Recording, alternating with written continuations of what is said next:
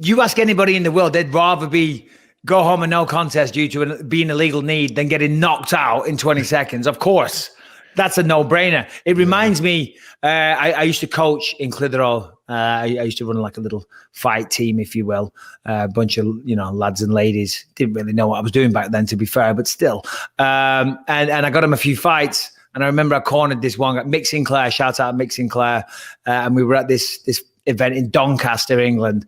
And we called the first round, he went out. Doncaster, that was my nickname in college. Oh, Doncaster at the Dome, I think. Anyway, he goes out there and, even first round, whatever. And I'm in the corner. And I had no business being in a corner either. You know what I mean? I'm still learning about the fight game myself. And I'm pretending that I've got all the answers and everything. I'm like, okay.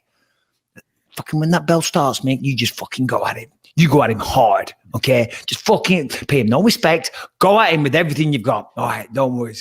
In retrospect, was this bad advice? Terrible advice. Terrible advice. He goes forward, and it looked like what we just saw on that knockout. Doing. And he was unconscious for ages, for quite some time, and due to my advice. I mean, he followed what his coach said, God bless him. Well, if you were his coach now, if you can go back in time, what advice would you give him? Back off. Stay away from him at all costs. Watch out for the big right hand. Dance around the perimeter of the octagon. Do not engage. No. Have a little bit of a feeling out process. Fake, get kneed in the head when you've got one knee down. You'll win by disqualification. Why do I need to do research on it? It's not going to be my horse. I'm not going to be riding it. I'm not show jumping. I'm not doing none of that stuff. Rebecca has been to look at about 5 horses. She's been looking for a long, long time. Trust me. And this one's came up and it's the perfect horse. And it's not even on the market yet. And the guys, he'll sell it to her nice and cheap through the contact. But, this is the one. God forbid. And knock on wood, this is a horrible thought. Oh, please. But God forbid, Rebecca, she's on horseback, okay? She's jumping over barriers. Yeah. Rebecca's not super athletic. What are you getting at? She dies? She falls off that horse. She breaks her neck. She's dead. Well, listen, a good friend of mine that I grew up with, his girlfriend died the same way. Jumped over a jump and the horse landed on her. She fell off and the horse fell over and crushed her and died. Oh, Jesus. She lived from the fall and the horse fell on top of her? Yes. And she died. It's not a laughing matter, actually. It's not a laughing matter. It's a friend of mine that I grew up with. No, his girlfriend. He was devastated. I'm glad you find it funny. And listen, yeah, that can happen with horses. But what about every time you get into a car, you've got a way higher chance of dying in a car crash.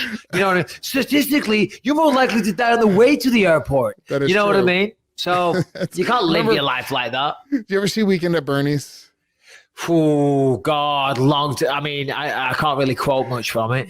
It was just the way it kind of reminded me of the one joke where he's telling the girl that he was his parents had died in a plane accident, and then he changes it. He was like, it was a train accident. She's like, didn't you say it was a plane accident? He was like, yeah, a plane fell on the train.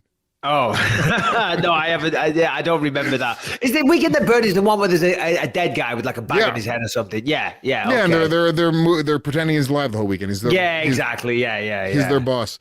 But all right, so let's just say, hypothetically speaking, this is a horrible thought. This is not, this is not. Well, thanks for wishing. You shouldn't even speak of certain things. It's bad luck. If my wife dies on a horse this week, it's your fault. I will take credit. If she dies on a horse this week, weird way of looking at it, but okay. That is some bizarre fucking shit. You're like, dude, Lewis knows voodoo. Rebecca, come here a second, please.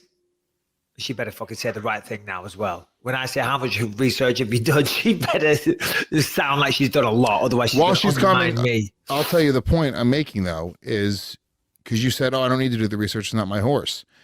Let's say she, dies a horrible death, jumping things. I'll just crouch. Lewis is saying that you're going to die on the horse. No, I didn't say you're going to die. I said there's an outside chance.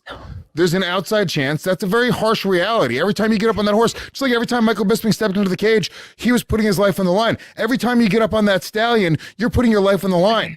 First of all, it's not a stallion, but yeah, you're right.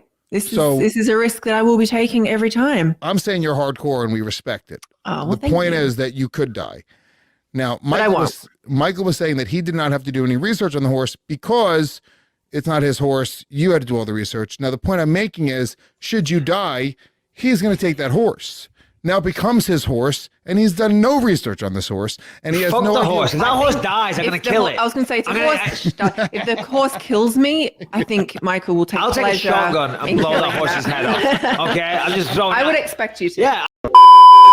Lewis, people say, well, you say actually you struggle to understand the English. And I know a lot of Americans do, because I get shit for like having a slightly altered voice off all the English people. They're like, why do you talk like that? It's like, well, I live in America and I want to be understood. So I change it slightly. But good luck. When Davy Grant comes on, we're going to play some kind of game, because you're going to struggle, buddy. You're going to struggle.